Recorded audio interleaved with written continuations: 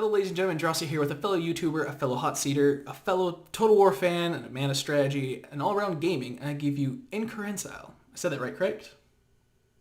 Incoherence. I don't really know how to pronounce it myself. All right, all right. Would you like to give you a quick little introduction to yourself and tell us about your YouTube channel? Sure. Yeah. Hello. My name is Incoherence. As Drahcir said, I run a YouTube channel dedicated to strategy gaming, mostly dedicated to Total War at the moment. So you can head over to my channel and watch some Total War series if you want. But there's also other stuff, some other offerings that may interest you. I don't know what your thing is. Yeah, all of that will be linked below, so you guys can check out his channel, and we'll do a final talk about that at the very end, where we'll plug some love to your direction. So, ready to get into these hard-hitting questions? Yeah, they're truly hard hitting. Yeah, they're so close to home. They just Yeah, it's gut wrench you. square to the heart. Yeah. So, kind of go off of your backstory here. Kind of talk about you for a minute. Have you ever played any Games Workshop games before? Anything based off their lore, 40K or fantasy? Yes, I've played quite a few, to be honest. I've played Dawn of War. I've played Mark of Chaos, if you recall that one. That's a Warhammer Fantasy Total War like. But I think the best one I probably ever played was the Warhammer MMO. It was like my first true romance with an MMO. So Were you Destruction or Order? I was Order. Actually, Oh, no, I had some characters on every side. I think I probably had a character with every race. my main was Witch Hunter way back when. What was yours? I played a knight of the Order of the Blazing Sun, I believe. Nice. Yep, yep. Oh, beautiful. So I was a massive tank with just a huge sword, and I just loved it. Tanking with two-handers. Yes, I remember that class. I loved them. Yeah, totally makes sense as well. Hey, it was. I enjoyed it. All right, so how did you first learn like Warhammer? Like, what was your your first like experience with it all? Like, what was your like day walking around like, oh, what is this? Well, it's a long story, which I'm afraid you're going to have to listen to, Yeah, that's fine. your listener. Well, it all began when the the Rings first came out.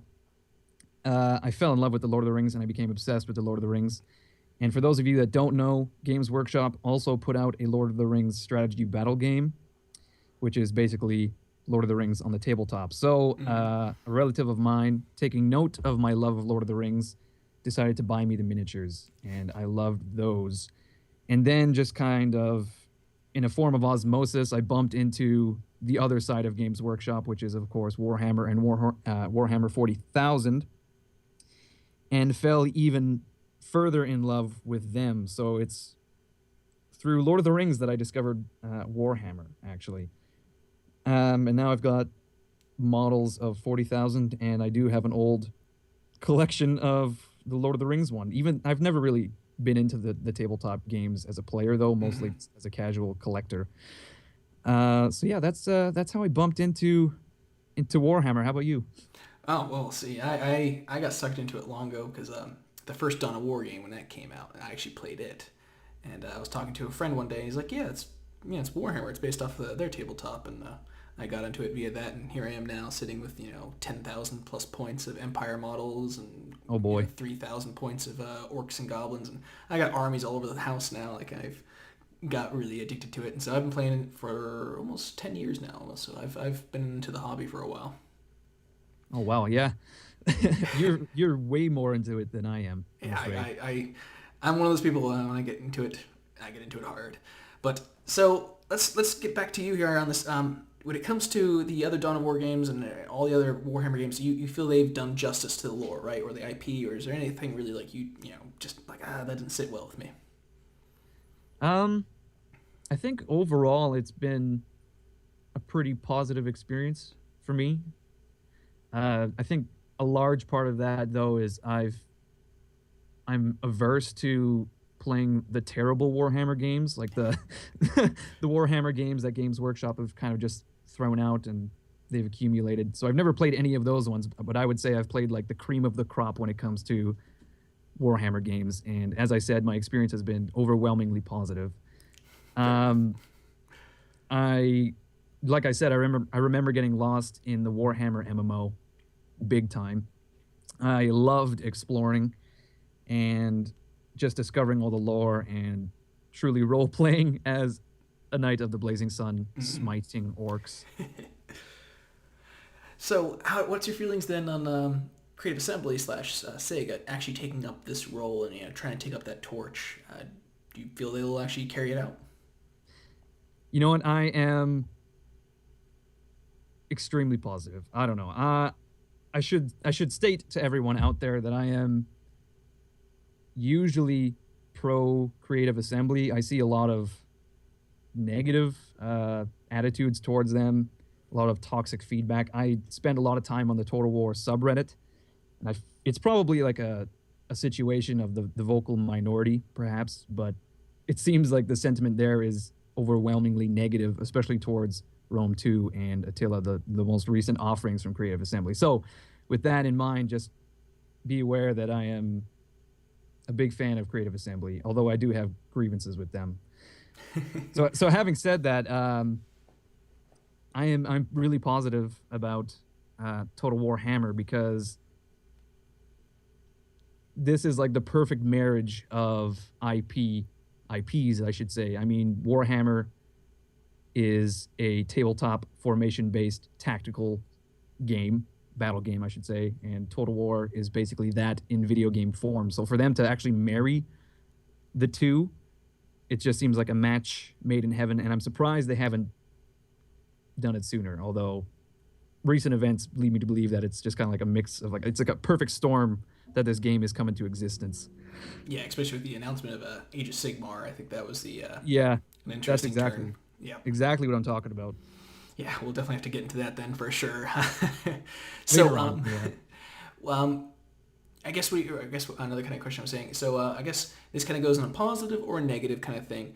Um, is there something from the game that you feel will take fans from the actual tabletop to the online PC version, or do you feel vice versa? Do you feel that might actually divide up the community? Do you feel this will be a good marriage between those who are fans of it and those who have never actually played a Warhammer and actually might get into the miniatures because of this?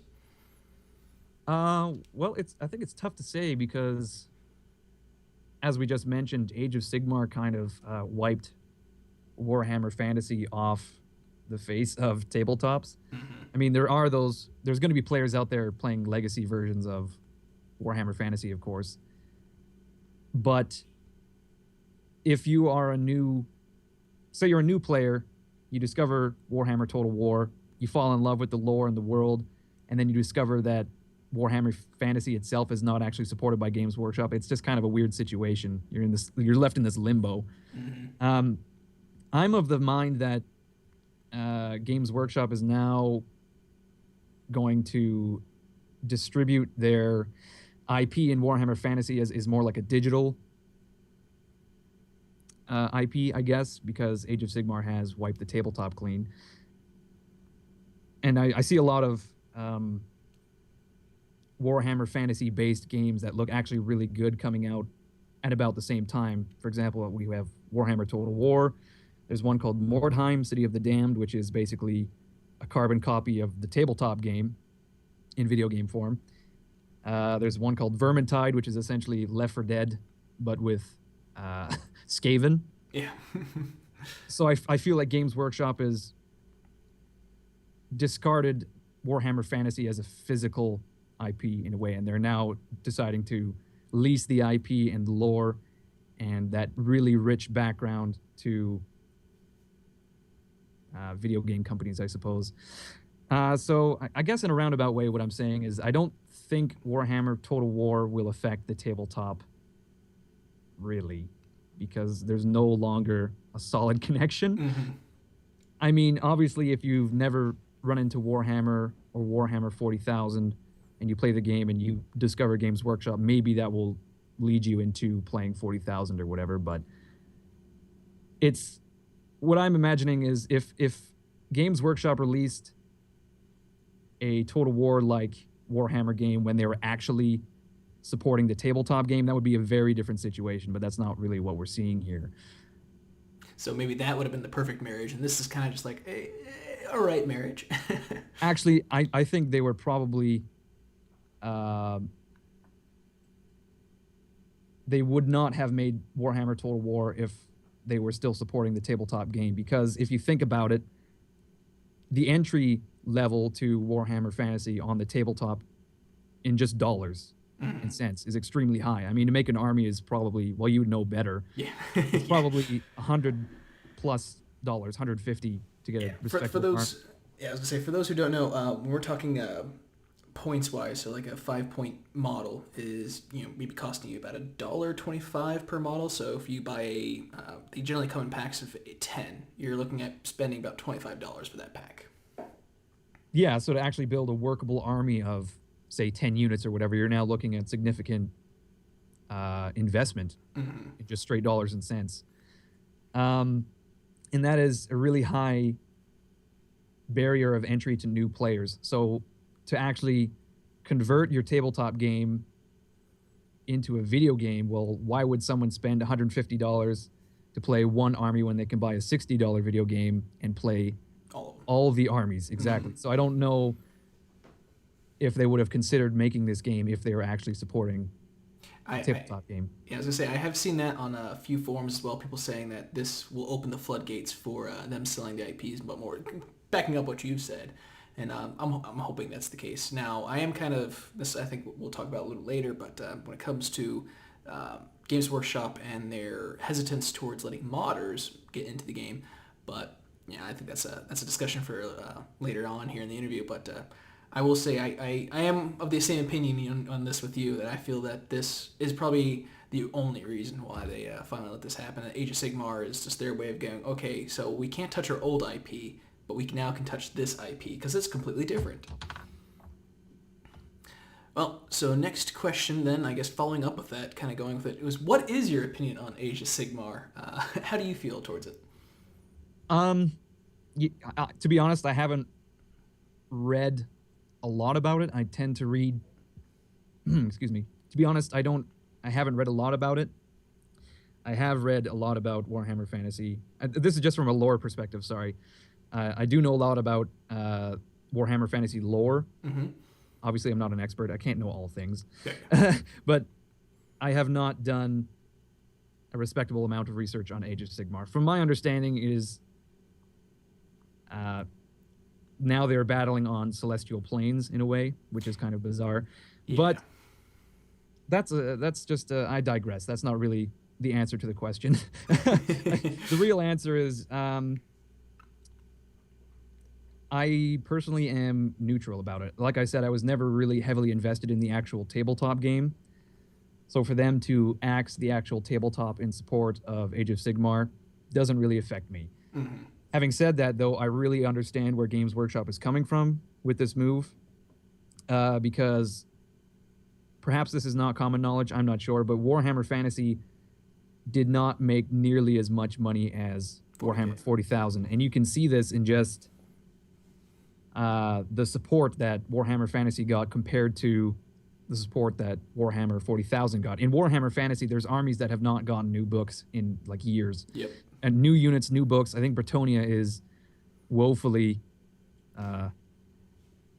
underrepresented or whatever. Whereas Warhammer 40,000, there's like a new Tyranid book every single year or whatever. So just from that perspective, you can see where Games Workshop was putting their efforts, where they're putting their attention. Well, what makes them money? Obviously, a business is going to pay attention to that. Exactly. So what they've done is they've tried to reconcile Warhammer Fantasy with what makes Warhammer 40,000 popular, which I guess is cooler miniatures, smaller squad sizes. As I said, I don't really exactly know a lot about Age of Sigmar. I know they have round bases. It's 40K just with it's 40K with just fantasy miniatures right now is the essential sum up. It plays just like War Machines or any of the other squad-based combat games when it comes to fantasy era. That's another thing as well. I've seen it compared to War Machines, and I can see the resemblance actually. And that's I guess kind of a video for another time talking about Age of Sigmar, opening that whole can of worms. But I guess best way people can kind of put it is right now it plays as a vanilla fantasy squad-based game, which is fine. Hopefully it'll sell and get GW might look more into fantasy and maybe bumping up fantasy again. Who knows? That's a debate for another time and for other people. So I guess now, kind of talking back to Total War and the merger, do you feel that Age of Sigmar will be completely just ignored by Creative Assembly, and hopefully those IPs won't mix, in my opinion? Or do you feel that we might see some DLCs creep in for like some skins that are from Age of Sigmar, these Sigmarine looking characters? That's an interesting question, actually. Until you said it, I would have said no. I don't think these two would ever meet. But I mean, I wouldn't say that they wouldn't release skins that look like Age of Sigmar. Mm-hmm. But from everything I've seen, it looks like Warhammer Total War is now taking up the mantle of the fantasy IP, and it's going to be the figurehead of the new dawn of Warhammer fantasy. Hopefully, So get community backup. yeah, exactly. So I don't see any reason for Games Workshop to push Age of Sigmar stuff in there unless they want to increase sales in some way. But to mix the two, I think would be really bizarre. Mm-hmm. As I said, now they're essentially two different worlds, one physical, one digital. So to try to mash them together, I don't know. That would be a really poor decision, I feel. Fair enough, and one I agree with. So now that we're talking back to Total War, talking about how they're handling the races, what's your opinion on just starting off with 4 factions? They've promised that these 4 are going to be very different, I mean, completely different from each other in playstyle, mechanics, skeletons, and all that. Do you feel this is a proper direction for them to go, to just pump out the less? This is the least amount of factions we've ever touched in any of the Total War games, but supposedly the most diverse. What's your catch on it? Um, Before I really delve into it, I'm sure you're aware, but some people might not be. They've announced that they plan to make it a trilogy, actually. Mm-hmm.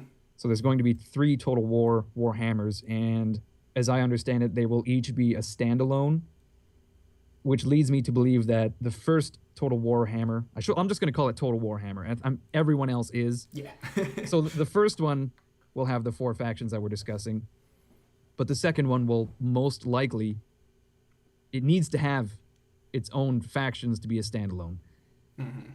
So I'm thinking they'll add another 2 to 4 factions in that, and then in the third one, it will probably be something similar.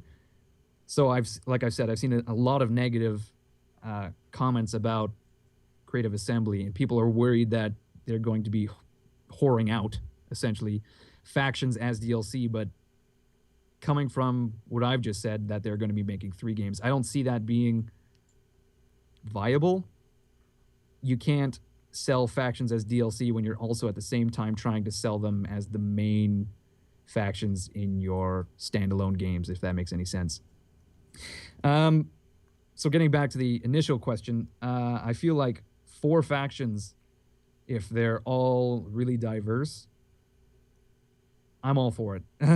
Because I've seen many people say, oh, Rome 2 is worse than Rome 1 because Rome 2 only has, 10 factions, say. Whereas, well, in Rome 1, all of the factions were playable. Or even in Medieval 2, all of the factions are playable. But the problem is, most of the factions are pretty much the exact same thing. Especially in Medieval 2, it's like every European country is a mix of spears, heavily armed knights, and crossbows and whatnot. Yeah. So I would much rather see them focus on 4 factions and actually make them worth, and making it worth playing all 4 of them. I'm all for that. I can't complain. And I'm not worried about the number because, like I said, in the second and third installments, that number will probably increase. And if they are as fleshed out as I hope they will be, then we're laughing. It's just great. So now I guess this is kind of like a follow-up to that. Earlier, what you were talking about was with the standalones. Do you feel that these standalones will be truly separate, or do you feel that you're going to take number 1 and the next expansion is going to actually expand the world physically? So you still have the same 4 factions from earlier that you can play within the campaign with these extra 4 factions, or vice versa, or do you feel they'll actually be separate? That game 1 is this campaign with these 4, game 2 is this these 4, and game 3 is those 4. Do you feel they'll split it up where you won't have the 4 factions in the first expansion playable with The other, the third one, unless you do multiplayer and just do a standalone battle, or do you feel that they'll actually just be, here's the world for expansion 1, and then just double it for expansion 2, and then add another one for expansion 3? Um, I would imagine that if you were to buy the first game and then buy the second game, there would be some form of interplay there. They would have to interconnect, I imagine. I'm hoping. Otherwise, I'm hoping, but it would make it a lot easier for them if they were to just make 3 games that have separate campaigns with separate factions and never shall the 3 games meet. It would be a really smart choice, I think, for them to actually get the 3 games to play together, essentially, making one big super game, one big titan of gaming that is Warhammer Total War. Yeah, we can all hope for that. So I guess following that, do you feel all the races will be included, or ultimately who do you think will be getting the axe and not show up? Well, when we say all races, I mean, like I said, there was a lot of armies in Warhammer Fantasy that didn't get a whole lot of love. And they're pretty bare bones in the tabletop game. So to turn them into a full-fledged race in the Warhammer Total War game, it might be a bit of a stretch.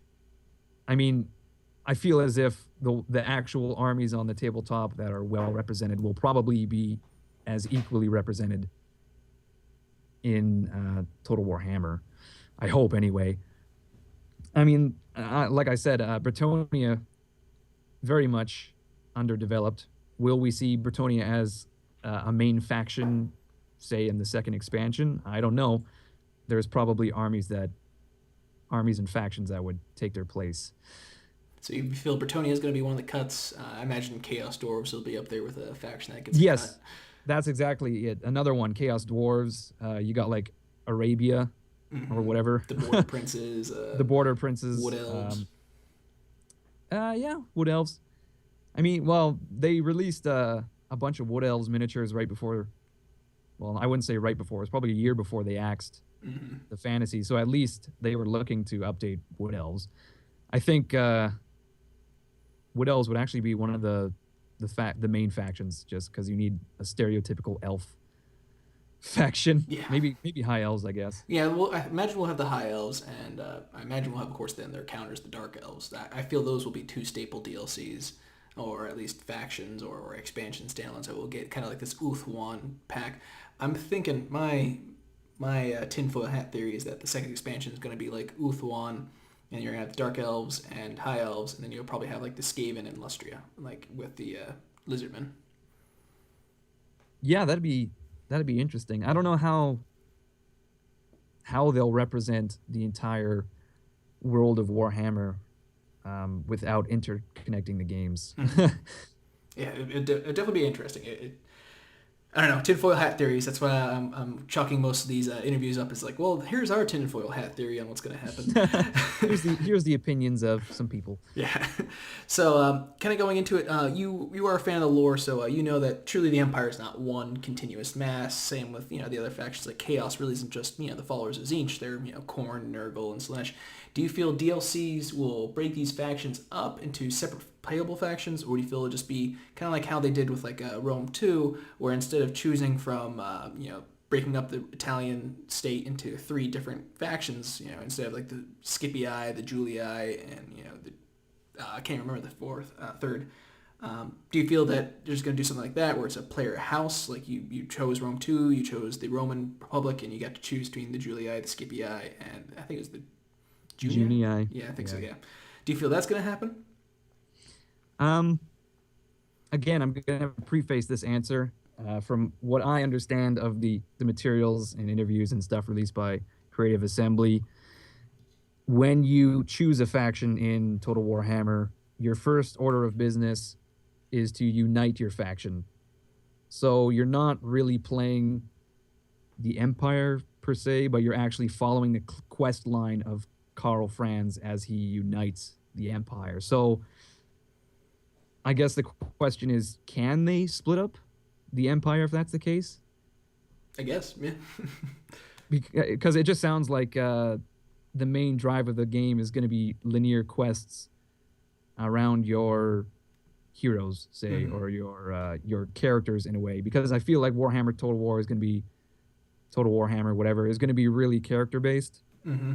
Again, which is a perfect marriage because Total War is basically countries distilled down into like three characters and armies, and that's the exact same thing with Warhammer. Yeah. Um, so I kind of lost my train of thought. Yes, so it's really character based. So again, if you're going to play the orcs, your first order of business is to unite the orcish tribes, get a big old wog going, and get some momentum. Yeah.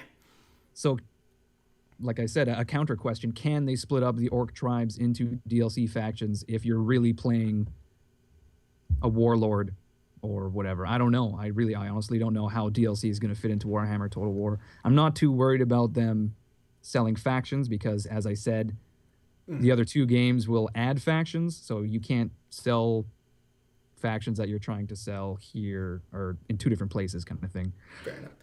Do you feel, with this questline, storyline driven campaign, do you feel that will kind of sell well or sell poorly to the Total War fans of the past who have been relatively sandboxy? You know, here's your faction, take over the world, go. Ah, that's another good question. I think a lot of Total War fans have been clamoring for characters to actually be meaningful. This was especially apparent in the release of Rome 2, where everyone was upset that their generals were pretty much paper dolls. They appeared and died within 30 turns, and no one cared because they were all identical, Yep. because they all had the same skills. You don't really get a Scipio Africanus. Well, I mean, you do. He appears on the map, but is he any better than any other general? Not really. True enough, Unless yeah. you make him. So I feel like there's a certain segment of Total War fans that will really welcome the character focus because Karl Franz is a very powerful character, and he will, I'm hoping, be reflected as such on the campaign map as well as on the battle map. I mean, you probably saw the Blackfire Pass demo. Yes, and I And he just reviewed it and fucking I loved rides it. in. Me too. It was great, and he rides in on a griffin and just totally Deathclaw. screws crap up. Yeah, exactly. So it's that's great. That's the kind of thing you want to see in a character-based game. You want to see your hero fly in on a freaking beast of war and just wreak havoc. Although, yeah, there is a certain segment of total. Oh, again, you see people bagging on CA because they're verging into fantasy and not history, despite the fact that history Total Wars are being developed alongside this Warhammer Total War. Separate teams. So there's, yeah, exactly. So there's going to be a certain segment of people that, well, they're probably never going to be happy. I'm sorry to say, but anyway, they're not going to be happy with the linear storyline. I do feel like there is going to be still quite a bit of a sandbox aspect. It's not going to be like, mission based or anything. It's going to be like, here's a quest. You have a certain amount of turns to complete it, possibly, or it's open ended. You can complete it whenever, probably. It's not It going to might be. play like missions and go on. No, I was going to say, do you feel it's going to be as extreme as it was with like the Napoleon campaign, with his historical battles as Napoleon, how you went down that storyline? Ooh, yeah, maybe. Those were fairly linear, yeah. Like the separate campaigns. I mean, like the Peninsular Italian. Yeah, that would be a good model to. Or I guess my other counter would, do you feel it'd be more like a Caesar and Gaul kind of thing? I don't know. I feel like it's probably going to be a regular grand campaign, but just with more character based missions in. That's kind of my feeling. Because if you look at like Caesar and Gaul, they're small in scope, although the map is large. They're small in scope, but from what I understand, they're going to attempt to represent the entire Warhammer world. I mean, you've got the Empire, orcs, vampire camp. Well, maybe not the entire Warhammer world, but basically everything surrounding the Empire. Yeah. So I feel like the scope is going to be fairly large, but just yeah, throw character-based linear quest lines in, and I'm perfectly fine with that. Do you feel these quest lines will be optional, or do you feel that they will be mandatory? Like you can't progress to like the next level of, say you can't actually take armies to invade other counties until you finish quest A kind of thing. I don't know. I think the quests are more going to be focused on. I hope anyway. They're going to be more focused on empowering your leaders and your faction rather than placing restrictions like that. Mm-hmm. Because from what I understand, there's going to be a quest for Karl Franz to get his Warhammer and all the crap or whatever. There's going to be quests for him to get gear, maybe to get to unlock new heroes. Perhaps like maybe you stumble upon a warrior priest in some city somewhere and you have to save him. I don't really know. I can't imagine that they will actually place restrictions on the gameplay. Maybe to begin, like I said, you actually have to unite your faction, so it would make, yeah. So from there, it would make more sense to have, extremely linear. In the sense of Total War, not like linear in the sense of everything else. If that makes sense, extremely linear for Total War, and then as you actually build your faction, it kind of opens up into a sandbox game. That would make a lot of sense. Mm-hmm. So I guess my follow up with all this would be so.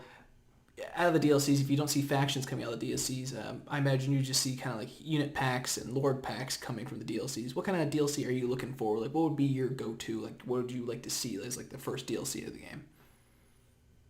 Oh, you know what?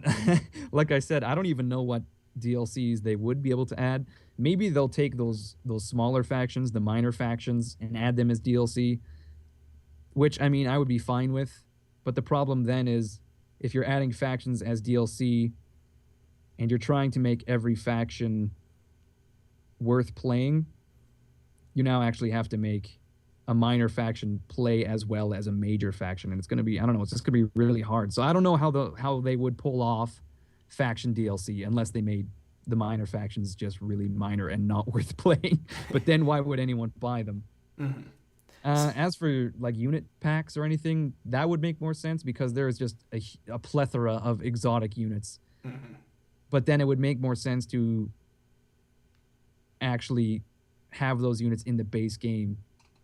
I really can't see them cutting out the most fantastical units and put them behind a paywall. That just seems like a silly thing to do. Who knows, though? They may do it. We haven't seen Creative Assembly put out unit packs since the release of Shogun 2, so I think that's something they maybe have shied away from. Mm-hmm. Maybe they'll return to it for the release of Warhammer Total War. But in summation, I honestly do not know what kind of DLC they can release aside from mini campaigns like Hannibal and Gaul, etc. But then now you're adding standalone campaigns to what are standalone games and standalone expansions and stuff. It just kind of gets confusing. Yeah. I would really ultimately just like to see these 3 games, kind of operate in a modular way. So your grand campaign will now double from 4 factions to 8, and then you've got mini campaigns on the side as well. I don't really know. I guess in summation, I don't know. All right, fair enough. That is a fair answer. You can say that. So I guess one of my final questions here: out of the 4 races announced, who's going to be your first? Who are you going to do a first Let's Play for? Oh man, I'm one of those people that just I tend to get stuck in with the most common factions. I've got a series on my channel for the stainless steel mod of Medieval 2 where I play as England, which is like the most vanilla, boring faction of all of Medieval 2, and I'm pretty sure most people have a series on it. Mm-hmm. So you're going to probably go with the Empire like everyone else, like myself? Yeah, exactly. Like when I play Rome 2, I play as the Romans. So I'm probably going to go with the Empire. But I don't know. That's the great thing about it. I'm really torn because the vampire counts would be great to play. Their units don't have morale. I'm really excited to see how that plays out. Can you build your armies by killing other armies? That would be freaking cool. Supposedly that one of the latest developmental posts, I believe they said that there's going to be a mechanic for certain dead units. They can actually like be encompassed in the army, so that might be a mechanic running for them. See, that is extremely cool to me, and I'm so glad that Creative Assembly has been able to get their hands on this IP because there's just so many great things they can do with the gameplay. Mm-hmm.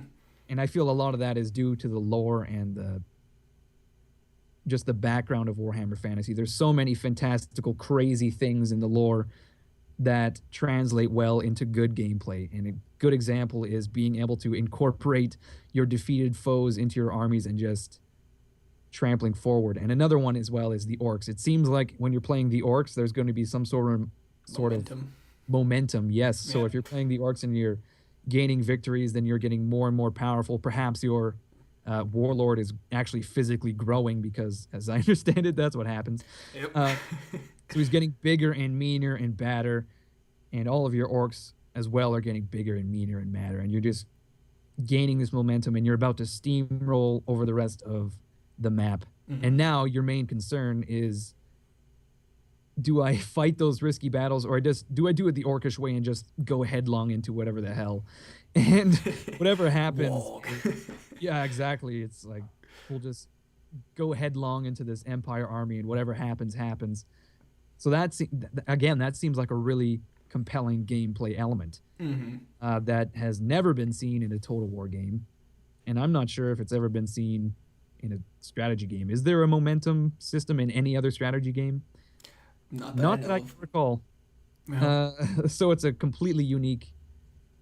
Well, I don't want to say that because someone out there is gonna be like, no, there was a game released in 1986, and it was the precursor. And I'm sorry, I'm gonna say, to me it seems like a really unique gameplay feature. So I can honestly say, yeah, I'm torn. I don't know who I would play, but I've always been into the Empire as an army on the tabletop. Yeah. I'll probably go Empire. No judgments there. That's probably what I'm going to be doing. So I can't knock someone for something I'm about to do.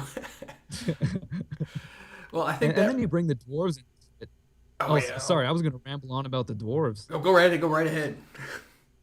You bring the dwarves into it, and they've got a whole grudge system, and I'm really curious, will that play a role in the actual gameplay? I would imagine it would. Because that's kind of one of the keystones of dwarvish culture is grudges. So I wonder maybe if you get defeated by a general the next time you fight him, you get a morale boost or something. I don't know. But again, that seems like a really cool gameplay feature, and there's just a whole host of possibilities that Creative Assembly can dig into, and I can see them doing it. They seem like a really passionate development studio. So I would imagine that they would, take advantage of all of the cool and crazy gameplay elements they can to make a good game. That's my main hope anyway. Well, I said I'm stuttering. That's what I'm doing. Hello.